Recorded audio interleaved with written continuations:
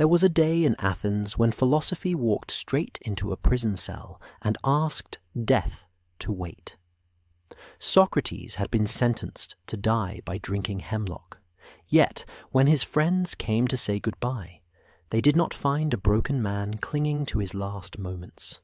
They found a calm, almost gentle old philosopher, trying one last time to persuade them that death is not the end, because the soul cannot die. The fear in that room is the same quiet fear that follows modern people home from funerals and hospital corridors. When the body stops, is everything over? Or is there something in you that isn't nailed to flesh, time, and decay? Socrates doesn't answer with religious slogans or mystical visions. He answers with arguments, simple patterns of reasoning that anyone can follow. Plato's dialogue Phaedo captures this final conversation, the day Socrates tried to prove that your soul is more than a flicker between birth and extinction. The cyclical argument, why death can't be the end. Socrates begins with a pattern everyone recognizes. Reality runs on opposites. People fall asleep and wake up. Something grows tall only after being shorter. Things cool down after being hot and heat up after being cold. Life is full of going there and coming back cycles. He asks a simple question. If the dead so obviously come from the living, if every corpse was once a breathing body, then where do the living come from? If birth follows death the way waking follows sleep, then death cannot be a final wall. It has to be one side of a loop. Just as the living turn into the dead, in some way, must give rise to the living again. Imagine a heartbeat on a monitor, up, down, up, down. If the line only went down once and then flatlined, the system would be over.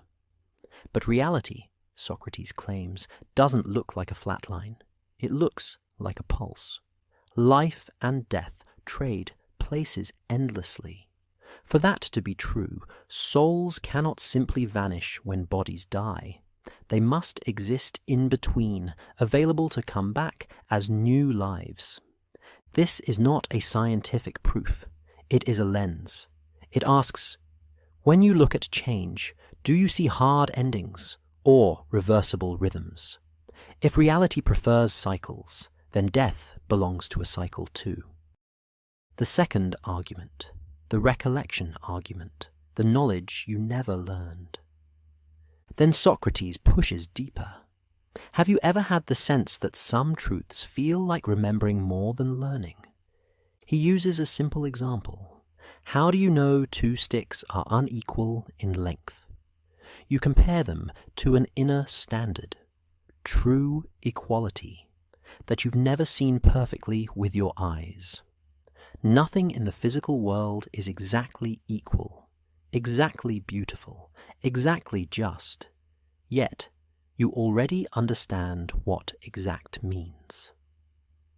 Socrates' daring idea is that when you recognize imperfect examples, your soul is recollecting the perfect standards, forms it knew before you were born. The senses don't create the idea of absolute equality. They trigger something your mind already carries. It is like seeing a blurry photograph and somehow knowing there was once a sharp original. The blur doesn't invent the sharp image. It reminds you of it. If the soul had contact with unchanging truths before this life, then it existed in some non-physical way before your body did. A soul that can pre-exist matter is not likely to be completely destroyed when matter falls apart. Again, the conclusion is quiet, but radical. The soul does not seem to start with the body, so why assume it ends with it? The third argument, the affinity argument, what your soul resembles. Next, Socrates asks, what kind of thing the soul seems to be. Some things are visible, breakable, and always changing. Bodies, stones, chairs. Other things are invisible, stable, and not made of parts. Numbers, truths, and the forms. Justice itself. Beauty itself. When you think deeply, doing mathematics, contemplating fairness, or reflecting on what is truly good, your mind feels closer to this invisible, unchanging realm than to the noisy world of bodies. Your soul fits better with truths than with bones. Socrates calls this an affinity. The soul resembles what is invisible and stable, more than what is visible and perishable, and things tend to go where they fit. Heavy stones sink, smoke rises. By the same logic, the soul, being like the unchanging, is naturally drawn toward what is divine and deathless, not toward dissolution. So when the body dies and decays, it is reasonable to think the soul does not simply crumble with it. What is akin to the eternal does not easily break. It returns to what is like itself. The final argument, the soul as the bearer of life. At the end, Socrates offers his strongest and most technical point, but the core is simple. Some things always bring a certain property with them and never admit the opposite. The classic example. The number 3 always brings oddness. You can't make 3 even without destroying it as 3. Now, look at the soul. Wherever a soul is present, there is its life. A body with a soul is alive. When the soul departs, the body is a corpse. Life is to the soul what oddness is to 3, essential. Death is the opposite of life. But what always brings life cannot accept death without ceasing to be what it is.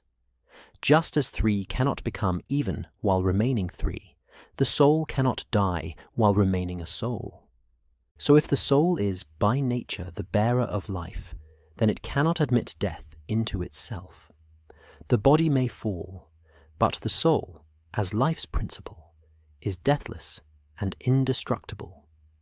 Socrates finishes these arguments not as a preacher promising paradise, but as a mind following its own logic to the edge of the grave. When he finally takes the cup of hemlock, his friends break down. He does not. He lies down, feels his body grow cold, and calmly reminds them to offer a sacrifice to Asclepius, as if death were a kind of healing. Whether or not you accept his proofs, the deeper challenge he leaves is this. If your soul is even possibly more than a temporary flicker, how should you live?